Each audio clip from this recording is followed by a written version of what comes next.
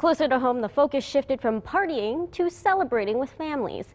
Many events were all about kids as 2014 wound to a close. Fox 11's Kelly Schlicht has more. At the East Side Y, these kids were bouncing off the wall, eager to welcome in the new year at U.S. Bank Eve. Right now she's in one of the bounce houses. And the other one we're looking forward to, there's a magician and Mr. Billy, and she really wants to do the gymnastics. So. And whether you were 7 or 70, there was a place to step into the new year right. We're kind of dancers, so we love dancing. Gets us out for an evening and just being together and having a good time. Bringing in the new year.